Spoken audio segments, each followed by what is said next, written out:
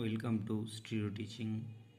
তোমরা জানুয়ারি মাসে 19 তারিখে যে জেনারেল সায়েন্স টেস্ট পরীক্ষাটা দিয়েছিলে, পঞ্চম পরীক্ষা, সেটার উত্তর দেখো এখানে দেওয়া হচ্ছে। কিছুদিন পরে কে কত নম্বর পেলে সেটা জানতে পারবে। এটার মাধ্যমে তোমরাও জানতে পারছো অলরেডি কটা ভুল করেছো এবং কটা ঠিক করেছো। হতাশ হওয়ার কিচ্ছু নেই, চেষ্টা করে যাও, প্রশ্নগুলোর মানেটা বুঝে যাও কেন এরকম হলো। নবম শ্রেণী দশম শ্রেণী দুটো একসাথে রয়েছে, যেহেতু আমি পরপর 50টা প্রশ্ন দেখিয়ে যাচ্ছি।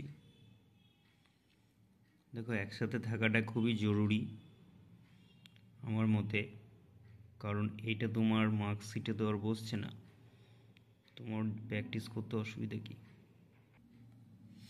এবং এর উপকারিতা বোঝা যাবে নবম এবং দশম শ্রেণীর পর, কারণ দশম শ্রেণীতে তুমি নবম কালচারটা রাখবে, যেটা তোমাকে অনেকটাই হেল্প করবে ভবিষ্যতে।